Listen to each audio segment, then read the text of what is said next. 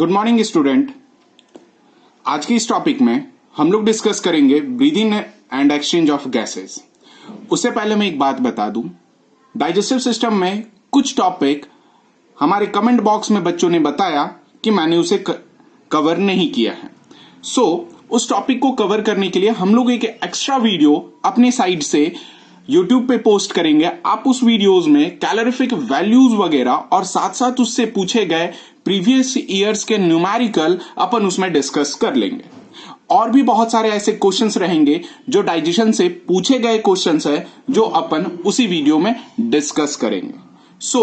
आज के इस टॉपिक में मैं आप लोगों का वेलकम करता हूं और स्टार्ट करता हूं breathing and exchange of gases. Breathing term क्या है?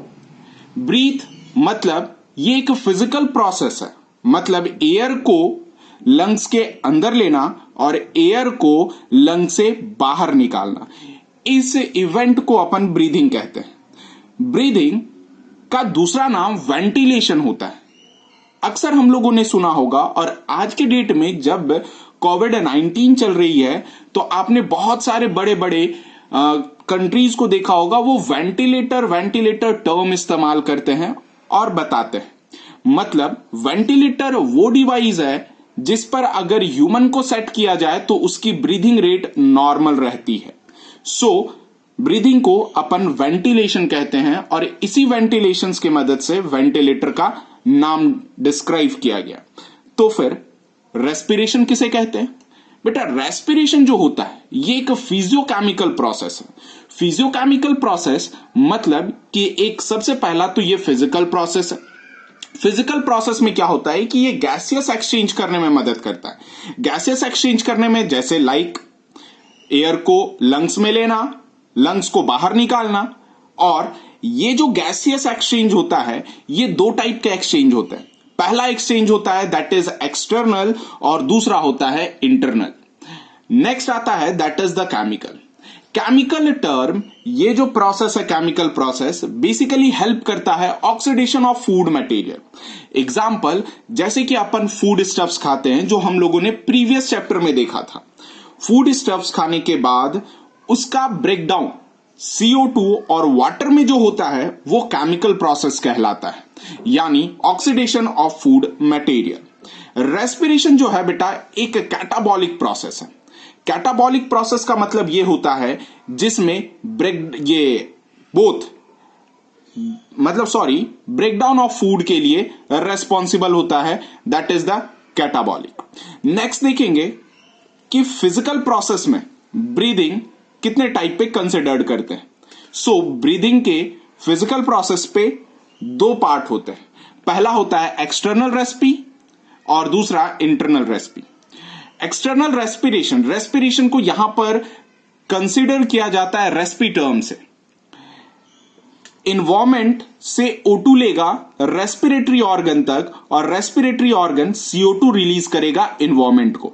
ये एक्सटर्नल रेस्पिरेशन हो गया और इसी एक्सटर्नल रेस्पिरेशन को अपन ब्रीदिंग और वेंटिलेशन कहते हैं।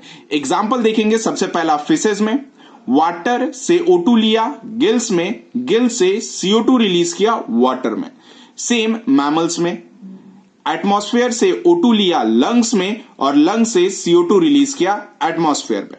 सेम चीज इंटरनल ऑर्गन, ये इंटरनल रेस्पिरेशन पे देखे तो respiratory organ that is the lungs या फिर गिल्स, उससे O2 लिया और सीधे सेल पर गया, क्योंकि सेल पे ही जाकर के केमिकल प्रोसेस होना होता है।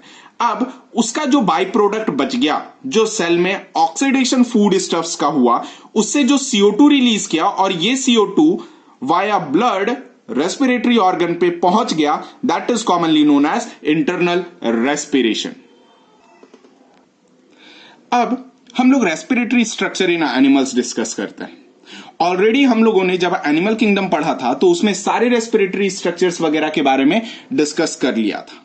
जैसे रेस्पिरेटरी ऑर्गन है और रेस्पिरेटरी ऑर्गन के साथ एग्जांपल है। पहला है जीबीएस का मतलब होता है जनरल बॉडी सरफेस, जो सिंपल डिफ्यूजन गैसेस का अपने बॉडी सरफेस से करते हैं, उस टाइप के ऑर्गेनिज्म के एग्जाम्पल है। पहला तो स्पंजेस जो फाइलम पॉरीफेरा में बिलोंग करता है, coelenterata that is the hydra, तीसरा that is the flat worms. Second आता है that is the moist cuticle. Moist cuticle example है अर्थवॉर्म एंड फ्रॉग, मतलब ये अपने मॉइस्ट स्किन से गैसेस एक्सचेंज करने में मदद करता है। यही कारण है कि फ्रॉग जो होता है बेसिकली वाटर में भी सरवाइव कर जाता है और लैंड पे भी सरवाइव करता है, तभी इसी वजह से इसे अपन एम्फीबियंस कंसिडर्ड करते हैं। थर्ड आता है that is the tracheal tubes. मैंने आपको बहुत बार बताया था कि ट्रैकियल ट्यूब्स जिसमें स्पाइरिकल्स प्रेजेंट होते हैं, ये बॉडी का मोस्ट एफिशिएंट रेस्पिरेटरी ऑर्गन होता है। एग्जांपल है इंसेक्ट्स में, that is the phylum arthropods. Second आता है that is gills. Gills basically arthropods में भी होता है, मॉलस्का में भी होता है, फिशेस में भी होते हैं। नेक्स्ट आता है lungs. Lungs that is the respiration, ये reptiles, birds and mammals. Next है दैट इज द प्रॉन। ये एक स्पेशल एग्जांपल है, दैट्स वाई मैंने इसे साइड में कंसिडर्ड किया है। प्रॉन्स एक्चुअल में गिल्स से, वो भी गिल्स कितने 8 पेयर्स पे, लेकिन यहां पर एक और बात समझिए। स्कॉर्पियन के बारे में हम लोगों ने पढ़ा था जिसे एरेक्निडा क्लास में कंसिडर्ड करते हैं फाइलम आर्थ्रोपोड्स पे।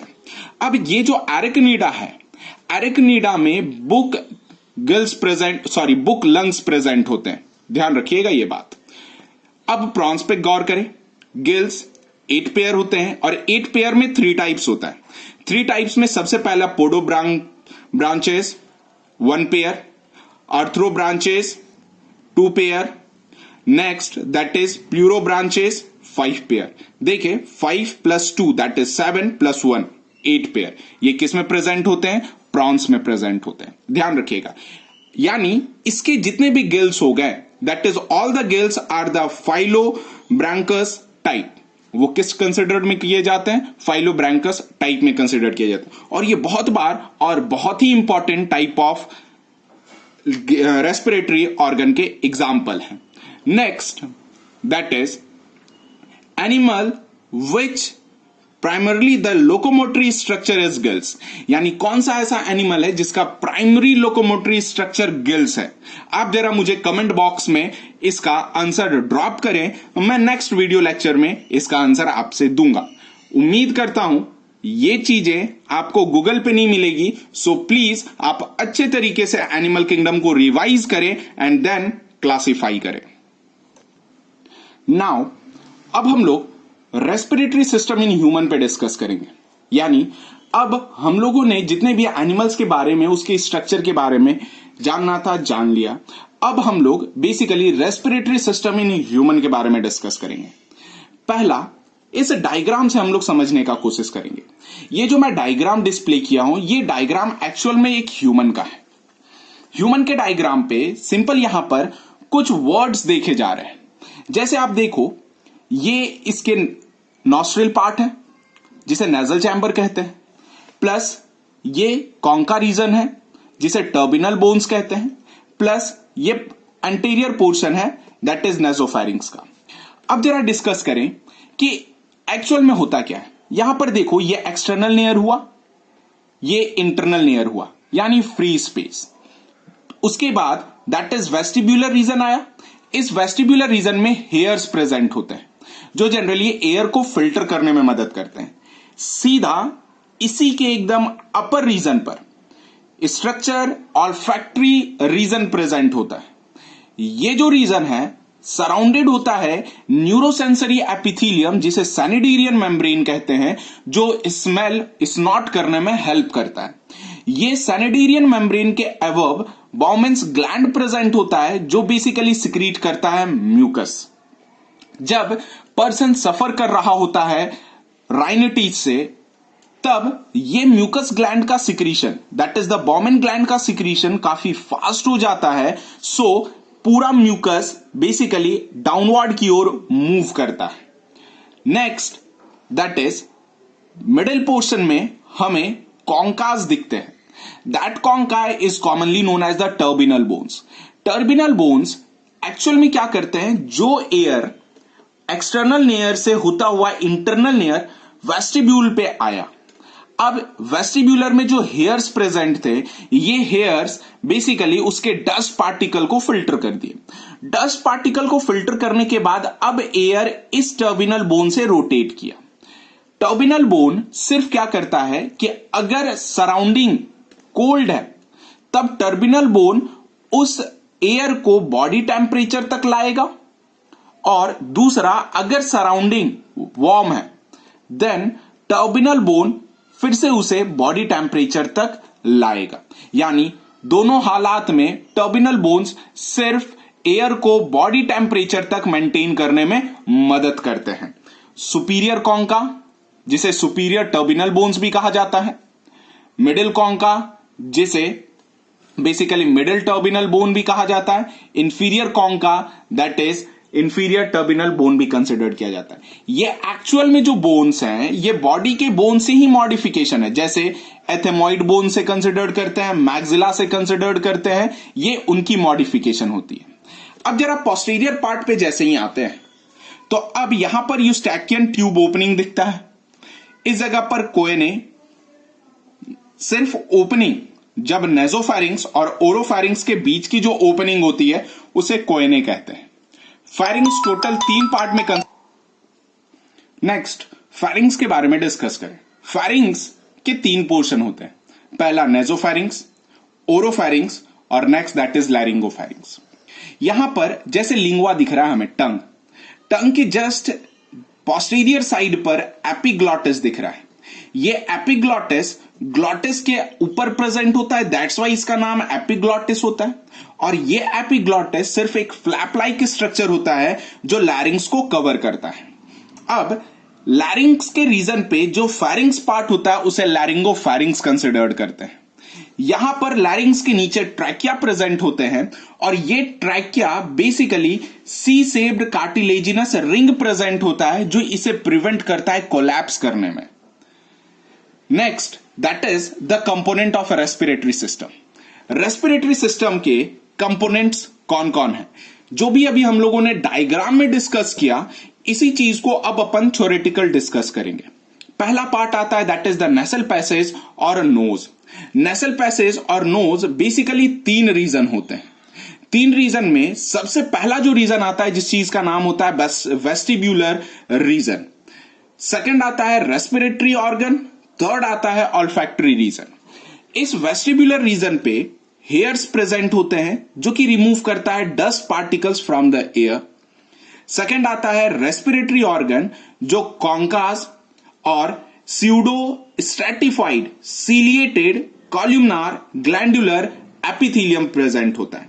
यहां पर हम लोग जब देखें तो ये स्यूडो स्ट्रेटिफाइड ऐसा लगेगा कि ये डिफरेंट लेयर का है। ऑलरेडी क्या रहता है कि ये स्यूडो स्ट्रेटिफाइड साथ साथ सीलिएटेड कॉल्यूमनार और ग्लैंडुलर एपिथेलियम इस वजह से यहां पर प्लेस किया गया क्योंकि जो भी डस्ट पार्टिकल होते हैं, डस्ट पार्टिकल जब माइक्रोस्कोपिक स्ट्रक्चर पे आप देखोगे तो कुछ इस टाइप के कॉनिकल फॉर्म पे होते हैं। अब जरा समझना, जब डस्ट पार्टिकल एंटर कर रहा होगा रेस्पिरेटरी रीजन के तौर पे, तब क्या करेगा, ये जो लॉन्ग और सिलेंडर सेल्स है उस चीज को डैमेज करेगा। जब ये डैमेज हो जाएगा तब ये डेड हो जाएगा सेल्स। उसके बिहाफ पर ये जो लोअर सेल्स है फिर से ये ग्रो करेगा और ये डेड सेल्स का रीजन स्पेसिफाई कर लेगा और रीजन ऑक्यूपाई कर लेगा, जिस वजह से क्या होगा कि अल्टरनेटिवली ये शॉर्ट ये टॉल ये शॉर्ट ये टॉल अल्टरनेटिवली चलता रहेगा और हमारे लैरिंग्स और ट्रैकियल रीजन में fresh air without dust enter कर सके। नेक्स्ट आता है that is olfactory region. Olfactory region neurosensory epithelium that is Schneiderian membrane present होता है जो स्मेल को हमारे ऑल्फैक्टरी रीजन ब्रेन पे लेके जाता है और हमें स्मेल आइडेंटिफाई करने में हेल्प करता है। साथ साथ इस जगह पे बाउमेंस ग्लैंड प्रेजेंट रहता है जो कंटिन्यूअस हमारे इंटरनल लेयर्स को ड्राई होने से प्रिवेंट करता है by the secretion of mucus. Next आता है फेरिंग्स। फेरिंग्स एक्चुअल में ये कॉमन पैसेज है गट एंड रेस्पिरेटरी पार्ट का। ओपनिंग जो होता है इंटरनल नॉस्ट्रेल इन ओरोफेरिंग्स जिसे कोएने कहते हैं। दूसरा ओपनिंग बिटवीन लैरिंग्स एंड फेरिंग्स को अपन गलेट कहते हैं। नेक्स्ट ये जो गार्ड होता है pharynx that is epiglottis. 3 region होता है, नेसल रीजन को नेजोफैरिंक्स कहते हैं, जो एयर मूव करवाता है। ओरल कैविटी पे ओरोफैरिंक्स होता है, जिसमें फूड और एयर मूव करवाता है। लैरिंग्स रीजन पे लैरिंगोफैरिंक्स कहते हैं, जो सिर्फ एयर मूव करवाता है। At the lateral side of a pharynx containing opening of the Eustachian canal, ये यूस्टैचियन कैनाल इंपॉर्टेंट होता है क्योंकि हमारे ईयर ड्रम के दोनों साइड, मोस्टली इनर साइड जो होता है, एटमॉस्फेरिक प्रेशर को बैलेंस करने में मदद करता है, जिस वजह से हमें अच्छे तरीके से वॉइस सुनाई दे। अब एंटीरियर डायग्राम नोज का, एंटीरियर डायग्राम नोज का कहा ऐसा जाता है कि जो टर्मिनल बोन्स होते हैं, आप यहां पर डायग्राम में देखो कि एयर जो है इस टर्मिनल बोन के अंदर रोटेट करके अंदर की ओर जा रहा होता है। ये नसल सेप्टम, जिसे नजल बोन कहते हैं, यानी कंपार्टमेंट को डिवाइड करने में मदद करता है। अब देखो, सुपीरियर कॉन्का एथेमॉइड बोन से, middle concha basically ethmoid bone से, और इंफीरियर कॉन्का फेशियल बोन खास करके दैट इज द मैक्सिला से बना हुआ होता है। ये एंटीरियर डायग्राम है नोज का। नेक्स्ट आता है लैरिंग्स। लैरिंग्स जिस चीज को अपन क्या कह सकते हैं, वॉइस बॉक्स और साउंड बॉक्स कहते हैं। ये ट्रैकिया से ऊपर एपिग्लॉटिस से नीचे जो रीजन प्रेजेंट होता है, उस चीज को अपन लैरिंग्स कहते हैं। ये कंटेन करता है कार्टिलेज रिंग्स। कार्टिलेज रिंग में 3 पेयर्ड होते हैं और 3 अनपेयर्ड होते हैं। So total number of cartilage ring कितना हो गया? 3 पेयर्ड यानी 3 into 2 6, 3 unpaired 3 into 1 that is 3, यानी 6 + 3 = 9। कोई भी पूछे तो याद रखिएगा लैरिंग्स में कितने कार्टिलेज प्रेजेंट होते हैं? 9 कार्टिलेज प्रेजेंट होते हैं, जिसमें 3 पेयर्ड होते हैं, 3 अनपेयर्ड होते हैं। दैट इज पेयर्ड वाले का नाम ACC, एरिटिनॉइड, कॉर्निक्यूलेट, क्यूनिफॉर्म। अनपेयर्ड में थायरॉइड, एपिग्लॉटिस, क्रिकोइड। यहां पर समझिए, एरिटिनॉइड हाइलिन कार्टिलेज से, थायरॉइड हाइलिन कार्टिलेज से, क्रिकोइड हाइलिन कार्टिलेज से बना होता है। अनपेयर्ड क्रिकोइड जो है, ये फर्स्ट ऐसा कार्टिलेज है जो कि सर्कुलर और कंप्लीट रिंग में प्रेजेंट होता है। ध्यान रखिएगा, इस जगह पर जो कंप्लीट रिंग में कोई कार्टिलेज प्रेजेंट होता है तो वो सिर्फ क्रिकोइड होता है, जो थायराइड के नीचे की ओर प्लेस्ड होता है।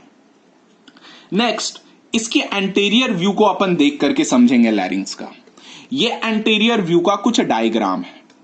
अब जरा देखें कि ये जो आउटर सराउंड कर रहा है, ये थायराइड कार्टिलेज है। थायराइड कार्टिलेज ये कॉलर शेप का आपको दिख रहा होगा। थायराइड कार्टिलेज के नीचे ये ट्रायंगुलर शेप का जो ब्लैक कलर की स्ट्रक्चर पे दिख रहा है, ट्रायंगुलर शेप पे, ये एरेटिनॉइड कार्टिलेज है जो पेयर्ड में प्रेजेंट होते हैं। इस एरेटिनॉइड कार्टिलेज के ऊपर ये जो सर्कुलर कार्टिलेज दिख रहा है, स्मॉल डॉट लाइक कार्टिलेज, इस चीज का नाम होता है दैट इज कॉर्निक्यूलेट कार्टिलेज, और कार्टिलेज ऑफ सेंटोरिनी भी कहते हैं इसे। नेक्स्ट, जब अपन इंटरनल स्ट्रक्चर पे डिस्कस करेंगे तब हम देखेंगे कि इस जगह पे वोकल कॉर्ड्स प्रेजेंट होते हैं। वोकल कॉर्ड्स 2 होते हैं। एक ट्रू वोकल कॉर्ड्स होता है जो पल्सेशन में हेल्प करता है, जिसमें वाइब्रेशन होता है और वॉइस प्रोड्यूस होता है। सेकंड आता है इसी के बियॉन्ड प्रेजेंट होता है, जिसे फॉल्स वोकल कॉर्ड कहते हैं, जो म्यूकस मेम्ब्रेन से बना होता है। फॉल्स वोकल कॉर्ड का दूसरा नाम होता है दैट इज वेंट्रिकुलर फॉल्ट्स। ये सिर्फ ट्रू वोकल कॉर्ड को नरिश करने में हेल्प करता है। ये false vocal cord pink colour में ऑब्जर्व होता है। True vocal cord yellow fibrous connective tissue का बना होता है, जिसका दूसरा नाम वोकल फोल्ड्स कहलाते हैं। अब 2 ट्रू वोकल कॉर्ड्स के बीच के फ्री स्पेस को अपन रिग्मा ग्लॉटिडिस कहते हैं। रिग्मा ग्लॉटिडिस का साइंटिफिक नेम रिग्मा वेस्टिब्यूली भी कहा जाता है। अब आगे डिस्कस करते हैं थायराइड कार्टिलेज पे। Thyroid cartilage that is collar shaped होता है। मेल्स में एडम्स एप्पल कहलाता है, फीमेल में लेस डेवलप होता है और फ्रॉग में ये एब्सेंट होता है। यहां पे एक मैं क्वेश्चन आपसे पूछूंगा कि व्हाट इज द ट्रैक्योटॉमी। ट्रैक्योटॉमी किसे कंसिडर्ड करते हैं? आप इसके बारे में ढूंढे और कमेंट बॉक्स में इसके आंसर को ड्रॉप करें। अपन नेक्स्ट क्लास में इसके आंसर को डिस्कस करते हैं। Next that is the trachea. Trachea लैरिंग्स के जस्ट नीचे से स्टार्ट होता है, जिसमें टोटल लगभग 10 to 12 सेंटीमीटर लॉन्ग कंसिडर्ड किया जाता है। Commonly called as windpipe. Contain करता है सी शेप्ड रिंग जो कि 16 से 20 नंबर्स होते हैं और made up of hyaline cartilage. कौन से? C shaped cartilaginous ring. Anterior ये कार्टिलेज रिंग्स कंप्लीट होते हैं, जबकि पोस्टीरियर या फिर डॉर्सल सरफेस से इनकम्प्लीट होते हैं। मतलब वेंट्रल से कंप्लीट और डॉर्सल से इनकम्प्लीट होते हैं। लाइनिंग जो होता है इसमें स्यूडो स्ट्रेटिफाइड एपिथेलियम प्रेजेंट होता है। क्यों होता है ऑलरेडी मैंने आगे डिस्कस कर दिया है। अब यहां पर एक बात समझ में आती है कि ये जो वेंट्रली कंप्लीट है और डॉर्सली इनकम्प्लीट है, क्यों? इसके पीछे का सबसे बड़ा रीजन है बेटा, एंटीरियर में तो अपना विंड पाइप रहा ट्रैकिया, लेकिन पोस्टीरियर साइड पे और डॉर्सल सरफेस पे फूड पाइप प्रेजेंट होता है। अब जरा समझो कि अगर ये कंप्लीट होता और ये ऐसा होता तो ये अपनी जो रीजन होती, ये अपनी ट्रैकियल रीजन होती और ये इसोफेगस होता। अब कभी भी कोई फूड ज्यादा खाता और पेरिस्टालसिस के लिए स्पेस ज्यादा खोलता, तब ये क्या करता है, ये इसे प्रेस करता। जब ये इसे प्रेस करता तो कभी भी फूड ईटिंग पेनफुल होता, कारण इसोफेगस इस कार्टिलेज को प्रेस करता। सो नेचर ने इसे क्या किया कि इसे आगे से कंप्लीट रखा और पीछे से इनकम्प्लीट दिया। इसके वजह से अब जरा देखो, यहां पर जो ट्रैकियल लाइनिंग है, ये ट्रैकिया एयर को इजीली मूव कर सकता है और ये फूड पाइप अब कितना भी इसे एक्सपेंड करना हो तो हमें खाते वक्त कोई भी पेन एक्सपीरियंस नहीं होती है। सो यही कारण था कि वेंट्रली कंप्लीट दिया गया, डॉर्सली इनकम्प्लीट दिया गया। नेक्स्ट, ये डायग्रामेटिक स्ट्रक्चर है ट्रैकियाज के बारे में समझने के लिए। This is the trachea. इसके ऊपर लैरिंग्स प्रेजेंट होता है। एनसीईआरटी का डायग्राम आप लोगों से रिक्वेस्ट है रेफर जरूर कर लीजिएगा। ट्रैकिया जो कि प्रिंसिपल ब्रोंकी है, secondary bronchus, next tertiary bronchus. जैसे जैसे पार्ट डिवाइड होता जाता है, सेकेंडरी ब्रोंकस, सेकेंडरी डिवाइड हुआ tertiary bronchus, tertiary bronchus divide हुआ टर्मिनल ब्रोंकियस और टर्मिनल फर्दर डिवाइड हुआ रेस्पिरेटरी ब्रोंकस और टर्मिनल ब्रोंकस में बेसिकली कार्टिलेज रिंग प्रेजेंट होता है, लेकिन रेस्पिरेटरी ब्रोंक्यूल्स में कार्टिलेज रिंग प्रेजेंट नहीं होता। रेस्पिरेटरी ब्रोंक्यूल्स के बाद एल्वियोलर डक्ट, एल्वियोलर डक्ट के बाद एट्रिया, एट्रिया के बाद एल्वियोलर सैक और एल्वियोलर सैक के बाद एल्वियोली, और इसी एल्वियोली के बीच में प्रेजेंट होता है inter alveolar connection that is commonly known as pore of Kohn. अभी अपन डिस्कस करेंगे पोर ऑफ खोन्स। नेक्स्ट देखें, यहां पर ट्रैक्युलैरिस मसल्स, जो दो कार्टिलेज रिंग के बीच में प्रेजेंट होता है मसल्स, उसे ट्रैक्युलैरिस मसल्स कहते हैं, जो हेल्प करता है dilation of trachea during forced breathing. यानी जब अपन फोर्स ब्रीदिंग करें तब ये डायलेट करने में काफी ज्यादा हेल्प करता है मसल्स। उस मसल्स का नाम है ट्रैक्युलैरिस मसल्स। याद रखें, एक और क्वेश्चन यहां पर है कि अब ट्रैकिया और इसोफेगस दोनों को पर्च करता हुआ, और सॉरी जस्ट इसके नीचे प्रेजेंट होता है लंग्स के नीचे डायफ्राम। अब एक फैक्ट है कि why diaphragm is a dome shape. इसका आंसर आपको ढूंढने से शायद ना मिले, लेकिन तो पर भी मैं एक्सप्लेन करता हूं। जब एम्ब्रियोनिक टाइम पे होता है, जब अपना लीवर फॉर्म करता है और स्टमक फॉर्म करता है, तो लीवर जो होता है बेटा, ये मस्कुलर उतना ज्यादा नहीं होता है, ये कंडेंस्ड स्ट्रक्चर होता है, यानी जिसमें कॉन्ट्रैक्शन की कैपेबिलिटी काफी कम होती है। जबकि स्टमक जो होता है एक ये जो स्ट्रक्चर है ये मस्कुलरिस स्ट्रक्चर है, यानी ये इसमें मसल्स प्रेजेंट रहता है लेकिन इंटरनल हॉलो होता है। सो ये क्या हो सकता है, कॉन्ट्रैक्ट करने की कैपेबिलिटी रखता है। यही कारण है कि जो डायफ्राम होता है लंग्स के टुवार्ड ज्यादा झुका हुआ रहता है विथ रेस्पेक्ट टू स्टमक के टुवार्ड। यही कारण है कि जो डायफ्राम है वो डोम शेप दिया गया ताकि ब्रीदिंग में अच्छे तरीके से हेल्प कर सके। प्लस एनाटॉमिकली डोम इस वजह से हो गया क्योंकि लंग्स सॉलिड था और स्टमक स्पॉन्जी नेचर का था। Path of air, path of airs basically कैसे होगा, पहले external nostril, then vestibule, nasal chamber, internal layer, internal layer के बाद नेसोफेरिंग्स, नेसोफेरिंग्स के बाद ओरोफेरिंग्स, ओरोफेरिंग्स के बाद फेरिंग्स को पास करता हुआ यहां पर एपिग्लॉटिस पहुंचेगा, एपिग्लॉटिस के बाद लैरिंग्स, लैरिंग्स के बाद ट्रैकिया, ट्रैकिया के बाद pulmonary bronchi, primary bronchi, primary के बाद सेकेंडरी ब्रोंकी, सेकेंडरी के बाद टर्शियरी ब्रोंकी, टर्शियरी के बाद total pulmonary bronchiole, total pulmonary bronchioles के बाद that is terminal bronchioles, terminal bronchioles के बाद respiratory bronchioles, atria, alveolar sac और एल्वियोली। यहां पर दो टाइप के आपको जोन दिख रहे होंगे, दैट इज एक्सचेंज जोन और रेस्पिरेटरी ट्री, और दूसरा that is conducting zone. Conducting zone जो है वो नॉस्ट्रिल से लेकर के टर्मिनल ब्रोंक्यूल तक है, नॉस्ट्रिल से लेकर के टर्मिनल ब्रोंक्यूल्स तक है, उस चीज को कंडक्टिंग जोन कहते हैं। नेक्स्ट जरा देखो, इसी जगह पर आप स्ट्रक्चर देखना, कारण ये सिर्फ एयर को कंडक्ट करवा पाएगा क्योंकि इसके पास जो प्रेजेंट है वो कार्टिलेज रिंग प्रेजेंट रहता है टर्मिनल ब्रोंक्यूल्स तक। सो यहां पर गैसेस एक्सचेंज करने की में कोई भी चांसेस नहीं रहता है।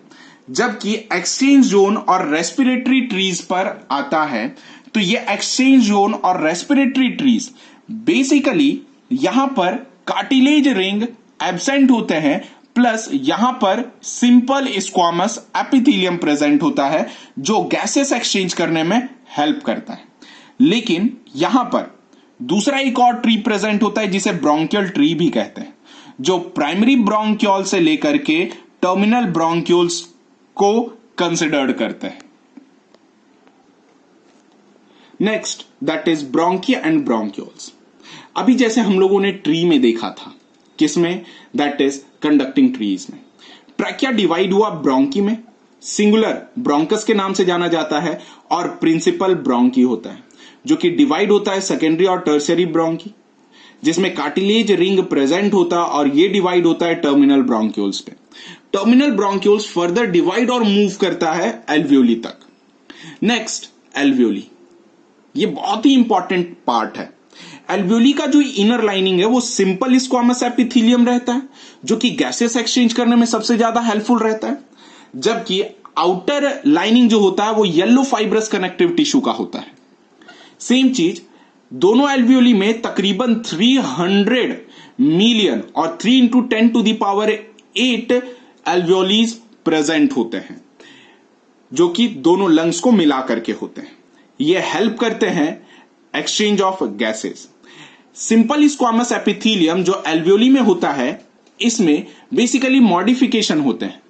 मॉडिफिकेशन होने के बाद ये दो टाइप के सेल्स बनाता है, एक न्यूमोसाइट 1, दूसरा न्यूमोसाइट 2। न्यूमोसाइट 1 को बेसिकली एल्वियोलर सेल्स कहते हैं जो कि हेल्प क्या करता है, गैसियस एक्सचेंज में हेल्प करता है। और दूसरा जो होता है दैट इज न्यूमोसाइट 2, इसे सेप्टल सेल्स कहते हैं। ये सिक्रीट करता है फॉस्फोलिपिड टाइप का सर्फेक्टेंट जिसे लेसिथीन कहते हैं। यहां पर मैंने नाम मेंशन नहीं किया है, आप अपने नोट्स में नाम मेंशन कर लेना, लेसिथीन।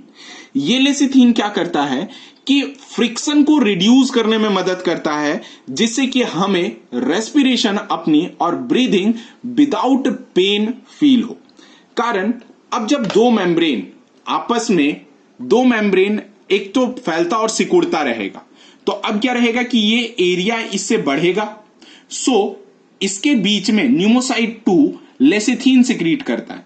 ये लेसिथीन सर्फेक्टेंट के जैसा काम करता है, यानी जब ये इनर एल्वियोली एक्सपैंड करता है और रिलैक्स करता है, तब इसके वॉल से फ्रिक्शन को रिड्यूस करता है, जिससे पेनफुल एक्सपीरियंस ना हो। नेक्स्ट है that is pore of cons.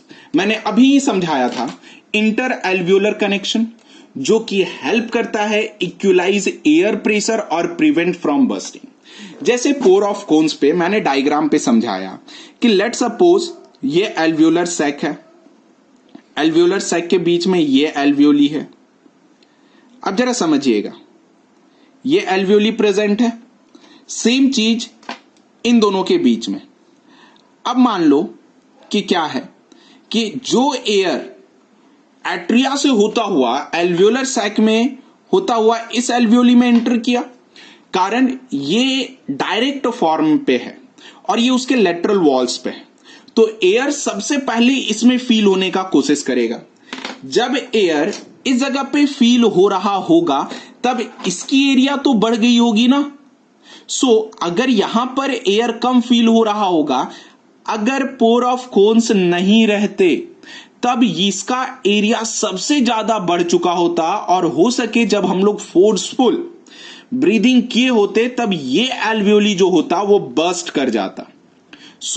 Pour of cons क्या करता है, जब इसका कैपेसिटी से ज्यादा एयर बढ़ना शुरू होता है तब ये पोर ऑफ कोन से एयर पास होता हुआ दूसरे एल्वियोली में पहुंच जाता है। इसे पोर ऑफ कोन्स बर्स्ट करने से प्रिवेंट करता है।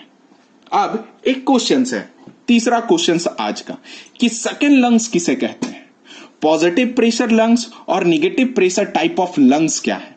आप मुझे कमेंट बॉक्स पे इसका आंसर ड्रॉप करें।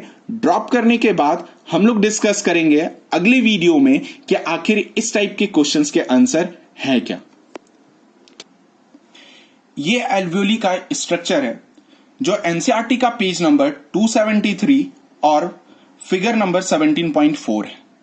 ये एल्वियोलर कैविटीज है और ये एक एल्वियोली का डायग्राम है। अब जरा गौर से समझना, ये सिंपल स्क्वामस एपिथेलियल सेल्स हुए। एयर जैसे ही अंदर आया तो ये एल्वियोलर वॉल पे डिफ्यूज करके बेसमेंट सबस्टांस में चला गया। बेसमेंट के बाद जो ब्लड कैपिलरीज थे, ब्लड कैपिलरीज में भी ये जो है सिंपल स्क्वामस एपिथेलियम। मैं ऑलरेडी आपको बताया हूं कि सिंपल स्क्वामस एपिथेलियम जहां जहां गैसेस एक्सचेंज करने में मदद करेगा वहां वहां सिंपल स्क्वामस एपिथेलियम प्रेजेंट रहेंगे। ये ब्लड कैपिलरीज के अंदर आरबीसी प्रेजेंट होगा। ये आरबीसी बेसिकली O2, क्योंकि आरबीसी के पास हीमोग्लोबिन प्रेजेंट होता है